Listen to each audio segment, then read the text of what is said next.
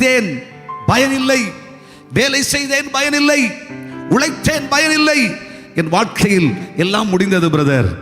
என் சரீரத்தை பார்த்தால் செத்து போன சரீரம், பலவீனத்தினால் பாதிக்கப்பட்டிருக்கிறேன். எவ்வளவு கஷ்டங்கள் தெரியுமா, எவ்வளவு பிரச்சனைகள், எவ்வளவு நோவுகள் தெரியுமா, என்னால் அதை பொறுத்து கொள்ள முடியாது. அவ்வளவு சங்கடகரமான துயரங்கள் என்னுடைய வாழ்க்கையில் இருக்கிறது. கடனுக்கு மேல் கடன், குடும்பத்தில் இல்லாய்மைகளுக்கு மேல் இல்லாய்மை. என் குடும்பம் அப்படியே நின்று போய்விட்டது. புசிப்பதற்கு ஆகாரம் இல்லை, தினக்கூலி வேலை கூட என் வாழ்விலே கிடைப்பதில்லை.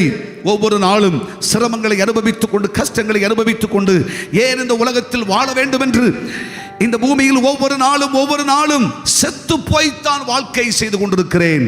தேவனுடைய பிள்ளையே, என் வாழ்வு முற்று பெற்றது என்று, நிறைவுக்கு வந்திருக்கிறேன் என்று சொல்லி கண்ணீர் வடிக்கிற கர்த்தருடைய ஜனமே, இந்த காலை தேவனுடைய ஆவியானவர் உனக்கு சொல்லுகிறார், பட்டு போற விருட்சத்தை மீண்டும் தழைக்க பண்ணுகிற தேவன் சர்வ வல்லவராகிய தேவன்.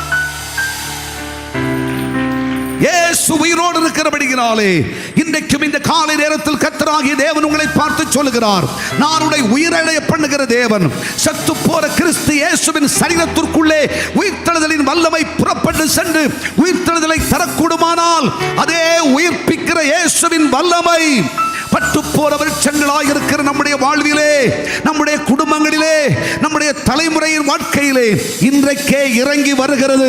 கர்த்தராகிய தேவன் சொல்லுகிறார், நான் உன்னை உயிர்ப்பிக்கிற தேவன், நான் உன்னை தலைப்பிக்க பண்ணுகிற தேவன், உயிரடைய பண்ணுகிற தேவன், மீண்டும் முளைப்பிக்கிற தேவன் என்று கர்த்தர் சொல்லுகிறார். அது நம்முடைய தேவனால் சாத்தியமாகிறது. ஹல்லேலூயா, ஹல்லேலூயா.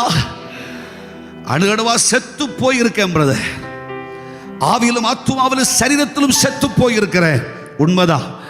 தேவனுடைய ஆவியானவர் நம்முடைய இருதயங்களின் நோவுகளை அறிந்தபடியினால் இந்த காலை சொல்லுகிறார், கலங்காதே, திகையாதே.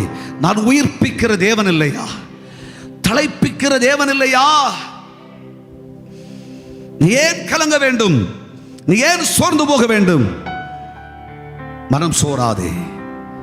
நான் உன் வலது பாரசத்தில் நின்று கொண்டிருக்கிறேன், உனக்காக யாவையும் செய்து முடித்திருக்கிறேன். உன்னை தலைப்பிக்கிற தேவன். ஆமென் சொல்லுங்க. மீண்டும் நம்முடைய வாழ்க்கை எழுந்திருக்கத்தான் செய்யும், மீண்டும் உயிர் பெற்று எழும்பத்தான் செய்யும், மீண்டும் வேர் பற்றி பூ பூத்து காய் காய்த்து கனித்தரத்தான் செய்வாய். நம்முடைய சரித்திரம் புதுப்பிக்கப்படும். நம் சரீரத்திலே சத்து போன அவயவங்கள் உயிரடையும். நீ பலசாலி என்று சொல்லப்படுவாய். இனிமேல் நீ பலவீனன் அல்ல, நீங்கள் பலவான்கள் என்று சொல்லப்படுவீர்கள். கர்த்தரே அனுக்கிரகம் செய்ய போகிறார்.